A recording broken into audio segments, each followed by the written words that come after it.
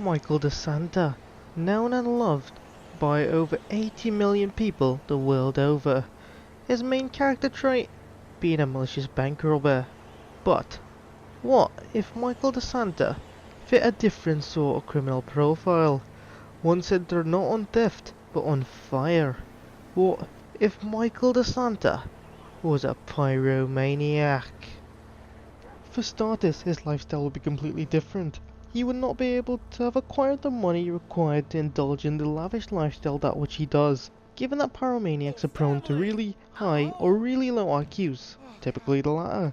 And also, his wife and children would never have been part of Michael's life, as the closest realization of this would be the erotomania centered around his bride not-to-be, Amanda, as it is known to typically haunt pyromaniacs.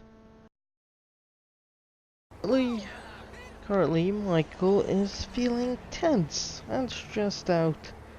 Thus, he is pulled over to relieve said tension. But being the pyromaniac that he is, Michael has really only a single means by which he may relieve the stress. And as you can see, it's not exactly the safest method. Pyromania is an impulse control disorder, which means he was driven to set this fire on a whim without any sort of prior planning or regard for the consequences. Given his unstable mental state, one may surmise that in addition to stress relief, the fire setting also seems to provide Michael with some sort of feeling of empowerment. What you see now is Michael actually calling upon the fire brigade to out the flame, though he does not summon them because he's finished witnessing this inferno. Rather, pyromaniacs such as Michael tend to harbour a sort of fascination with anything having to do with or interact with fire in any way, including firefighters and their extinguishing tools and techniques. Thus, Michael finds almost as much enjoyment in watching the fire brigade out fires as he does in starting them.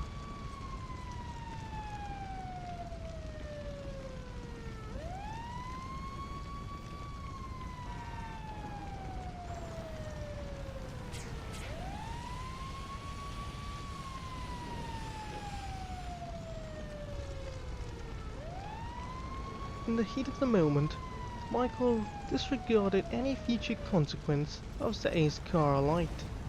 But now that his brief period of euphoria and stress relief has passed, the shame and guilt for his actions wash over him as he now comes to the realization that he's stranded in a desert many, many miles away from home.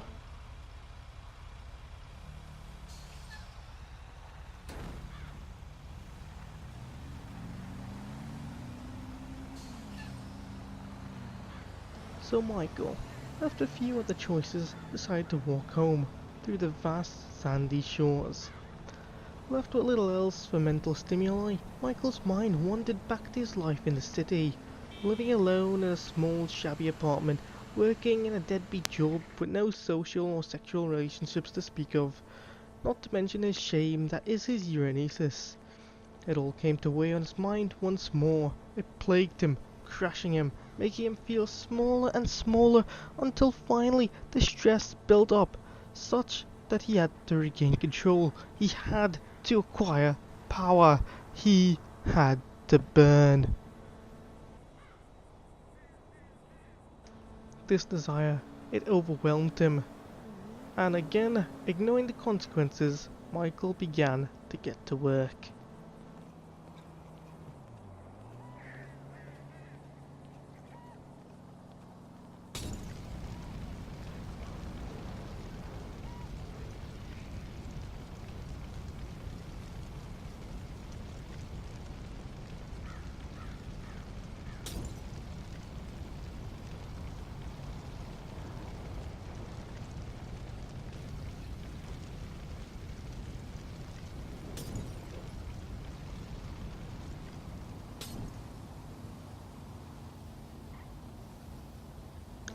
Michael looked on at the fire, His pulse began to quicken, his muscles tighten, his pupils dilate. He watched it. He watched the grass and the bushes burn. He appreciated the fire. He appreciated it in the way only a pyromaniac truly could. Sigmund Freud once described the pyromaniac as a highly pleasurable, symbolic battle between penis and phallic flames.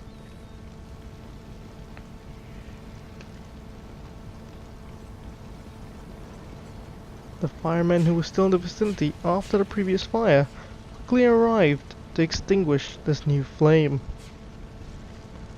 With the fireman leaving and his fire extinguished and his stress relieved, Michael left once more.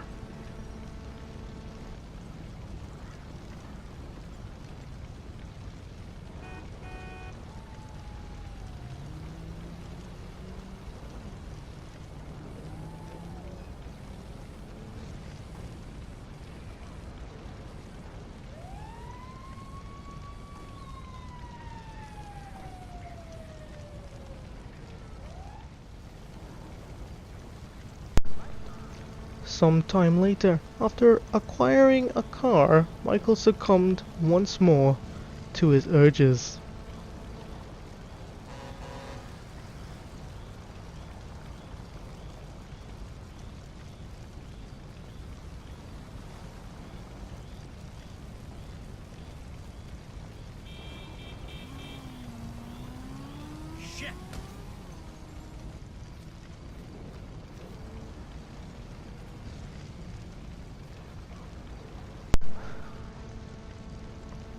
Once again, hoping to see fire extinguishing agents, Michael called the fire department.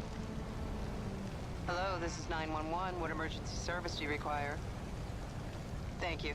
The fire department are en route to your location.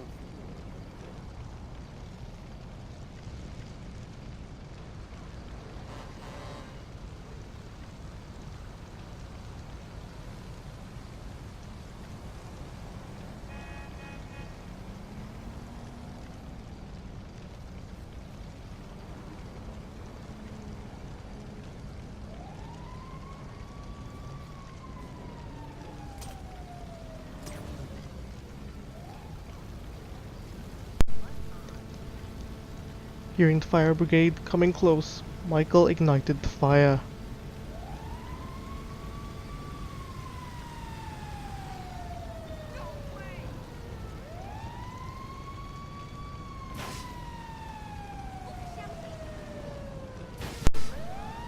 This fire, this time, it was different.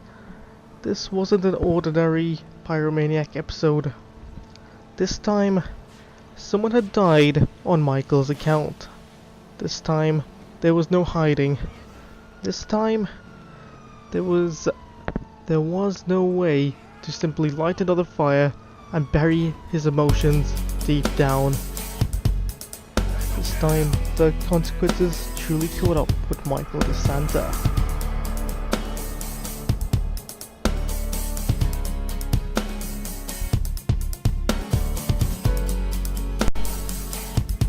Once caught, the authorities attempted to rehabilitate Michael.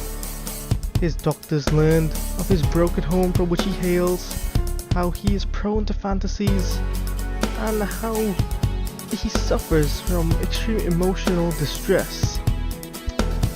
They tried everything normally associated with treating pyromaniacs, from cognitive behavioral therapy to psychotherapy, even serotonin reuptake inhibitors, like what is commonly used for depressed patients. They also attempted to replace Michael's pyromaniac urges to set fires with something more constructive, such as painting. But alas, it was all for naught. It would all fail in the end.